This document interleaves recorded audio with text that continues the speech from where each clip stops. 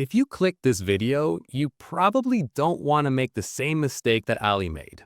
And trust me, it's a mistake that thousands of English learners make every single day. They try so hard. They study for hours. They write pages of new words. But then they forget everything. Sound familiar? Today, I want to tell you a short story about Ali. Ali is just like you. He wants to improve his English. He wants to speak with confidence. He wants to understand movies, conversations, and books. But something kept going wrong. And the answer surprised him completely. So stay with me, because what Ali discovered might change the way you learn English forever. Ali is 28 years old. He lives in a small apartment in the city.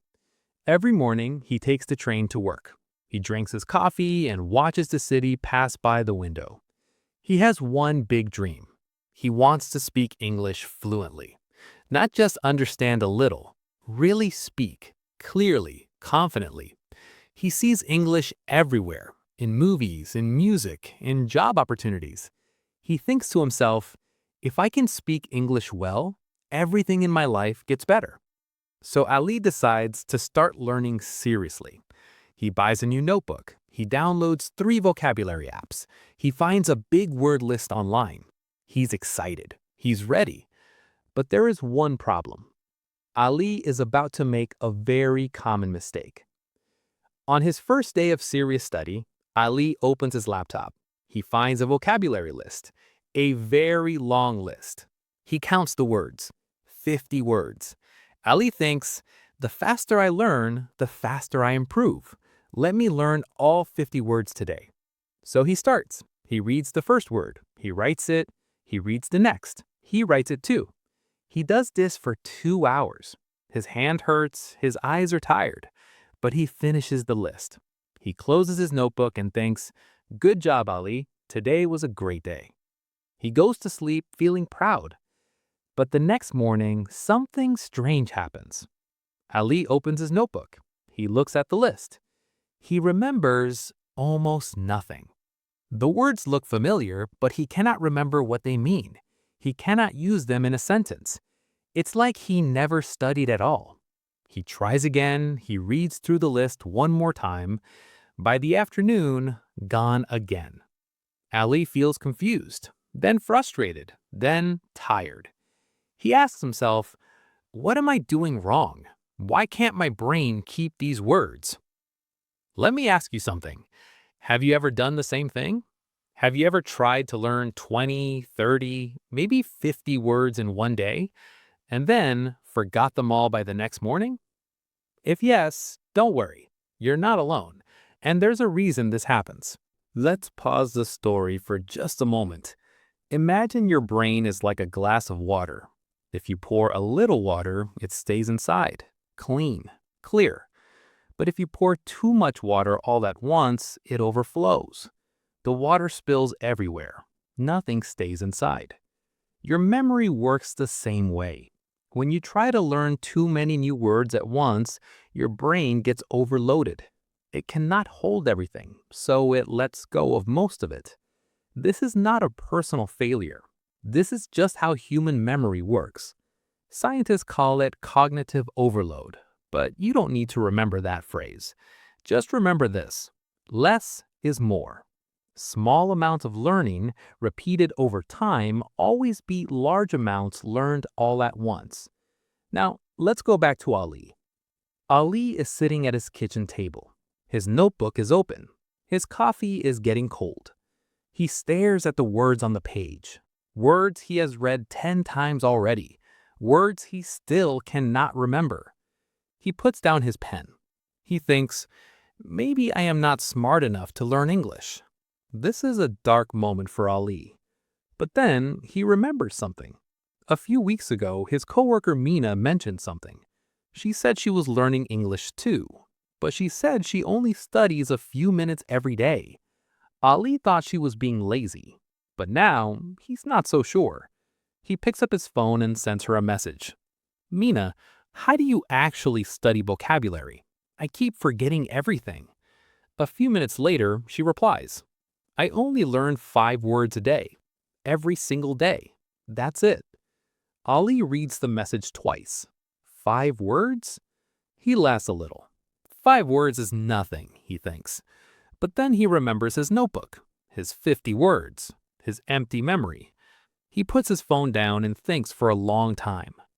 The next morning, Ali tries something different. He opens his notebook to a fresh page. He picks just 5 new words. Only 5. He looks at the first word. Curious. It means wanting to know or learn something. He reads it out loud. Curious. He writes a simple sentence. Ali is curious about learning English. He reads the sentence out loud again. Then he moves to the second word. Effort. It means trying hard to do something. He writes, learning English takes effort, but it is worth it. He continues through all 5 words. Each one gets a simple sentence. Each sentence uses the word in a real, natural way. The whole process takes 15 minutes. Then Ali closes his notebook and goes to work. That evening, before bed, he opens the notebook again. He covers the meanings. He tries to remember them on his own. He remembers 4 out of 5. He smiles. The next morning, he reviews yesterday's 5 words again. Then he learns 5 new words. 5 in the morning, a quick review in the evening. That's it. It sounds almost too simple. But keep listening, because what happens next is the part that really matters. Let's look at the technique Ali is using more closely, because it's not just about learning 5 words, it's about how he uses them. Here's his simple method. Step 1. Choose the word. Pick a word you want to learn, not a random word, a word that feels useful to you. Step 2. Say it out loud. Speaking activates a different part of your brain than reading. When you say a word, it becomes more real. Step 3. Write a sentence. Don't just copy the definition. Use the word in your own sentence. A sentence about your own life is even better. For example, word, patient, able to wait without becoming angry or upset. Sentence, I am trying to be patient when I make mistakes in English. Do you see how that works? The sentence is personal. It connects the word to your real life. Your brain finds it easier to remember things that feel meaningful. Step 4. Review. At the end of the day, close the book. Try to remember your 5 words. If you forget one, that's fine. Look at it again. Review it tomorrow. This process of forgetting and remembering is actually good for your brain. It makes the memory stronger. Let's try one together right now. Here is a word. Consistent. It means doing something regularly without stopping. Now say it out loud. Consistent. Here is a sentence. Ali becomes consistent in his English practice. Say that sentence out loud too.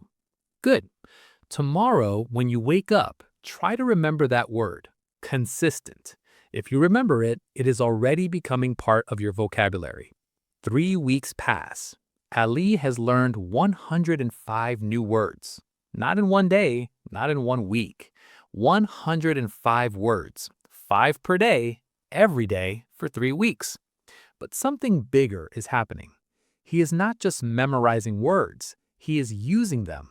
One afternoon at work, his manager sends an email asking everyone to describe a recent project. Before, Ali would have stared at the screen for a long time, unsure what to write. But today, the words come. I was curious about the new system, so I put in a lot of effort to understand it. I tried to be consistent in testing it every day. He rereads his email.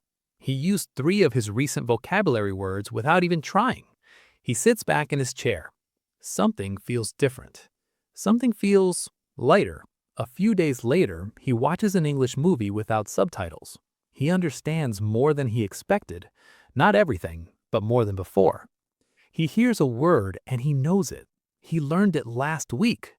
A small moment, but it means everything to Ali. He messages Mina again. Your 5-word method is working. I can't believe it. She replies, consistency beats intensity, always. Ali writes that sentence in his notebook. Consistency beats intensity, always. Let's stop for a moment and think about what Ali learned. Not just the vocabulary words, the real lesson. When Ali tried to learn 50 words a day, he felt busy, he felt productive, he thought he was working hard, but the results were empty. When he switched to 5 words a day, it felt almost too easy, too small, too slow, but the results were real. This is one of the most important lessons in learning and in life. We often think that more effort means better results. We think that doing more is always better. But sometimes doing less, more carefully, more consistently, is what actually works. Your brain needs time to process new information. It needs sleep. It needs repetition. It needs space. When you give it that space, it surprises you. Ask yourself this: what would happen if you learned just 5 new English words today, and then 5 more tomorrow, and 5 more the day after? In 1 month, that is 150 words. In 6 months, that is nearly 1,000 words. 1,000 words learned deeply, used confidently, is more powerful than 10,000 words forgotten overnight. Ali still takes the train to work every morning. He still drinks his coffee. He still watches the city pass by the window. But now he has a small notebook in his pocket. 5 words a day. That is all. And slowly, quietly, his English is becoming something he's proud of. Not because he worked harder than everyone else, because he worked smarter. Here's what I want you to remember today. You don't need to learn everything at once. You just need to start. 5 words, 1 sentence each, say them out loud, review them tonight. That is your job today, nothing more. Because sometimes the smallest habits create the biggest changes. And the learner who studies 5 words every day will always go further than the learner who studies 50 words once and gives up. Be like Ali. Be consistent. Be patient with yourself. And keep going 1 word at a time.